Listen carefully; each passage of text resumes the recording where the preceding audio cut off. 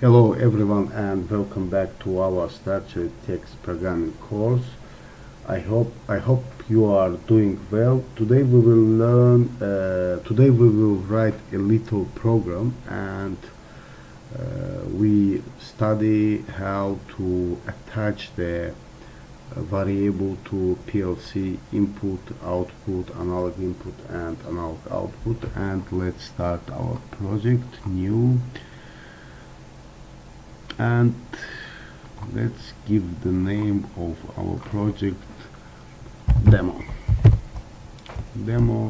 input output, and press OK button. And firstly we will start with our digital input, digital output, and let's start like this: input output, digital input. And in previous lesson we learned how to assign the variable to our input and output. And let's assign the digital input to our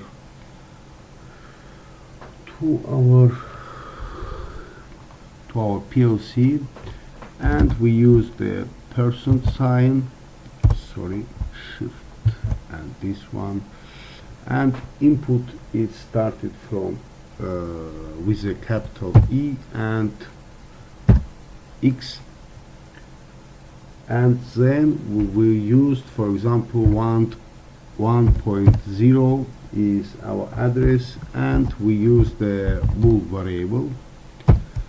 Close this one. Next one is our digital output, and the same, add %,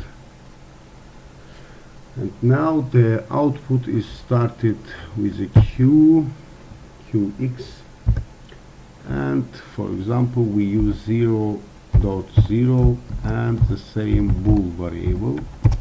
And also let's add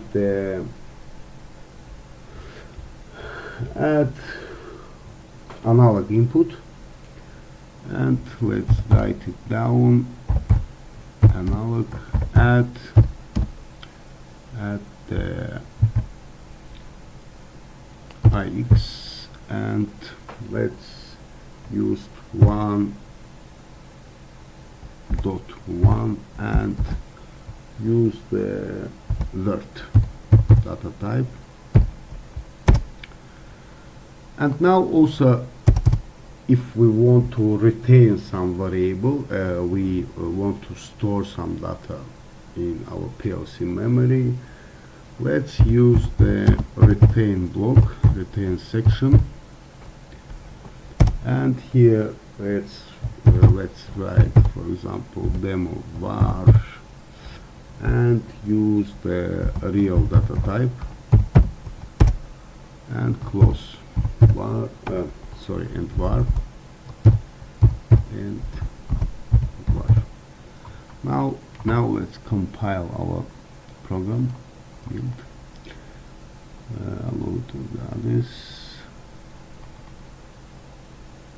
Okay, why? So my friend, I found the problem. The problem is with that we assign the word variable for our variable, but we must use the all bits when we assign the word, but we used like this. This means that we assign only one bit for our variable, and we faced with error. That's why, like this. And the program needs the 8 bits for word. So I change it to W. It means we use word, and delete this one. And this means that we use the 3.0, 3.1 to 3.7. And my friend, let's briefly examine our programs. First is variable input output, and DI is a bool connected to our digital input on PLC. And let's do it like this. Sorry, I don't have the image of PLC. In the next lesson I will do it. And it's our PLC, and here we have the digital input, digital output, and analog output. And firstly we used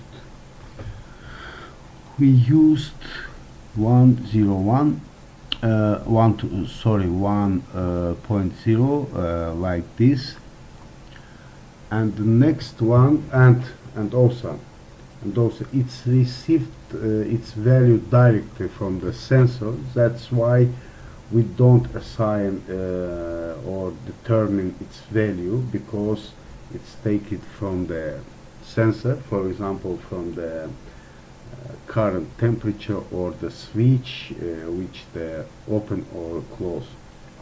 And next one is our digital output. It's also bool, and it's initialized to false when PLC start, and it's default value. And analogy, the lamp start in off position when you turn on the power. And the last one is the analog input variable. The variable is a word connected to analog input model. It stores value from analog sensors such as pressure, temperature, or flow transmitter. And before I said it's 8 bit, but I'm sorry, it's 60 bits. Also many analog cards use the 12 or 13 bits of resolution, and we talk about about resolution in our course for schematic manager. And the last one is our retain variable, and the retain variable, this one, we use to store and keep even after a power loss. If you remember from our previous lesson, we used retain, and also we used persistent to keep our data. And what I want to add to our lesson is that some PLC allow direct addressing, such as the like this or like this. The variable is connected directly to physical input and output, and also some PLC have the mapping table and image, and you can assign your variable to this image, like the PIP. Sometimes in Siemens you can use the PII or PQI images. And also PLC provide you mapping table, and you don't use and you don't connect your variable directly to physical input or output, and you use this image to assign some value or read some value from the sensors.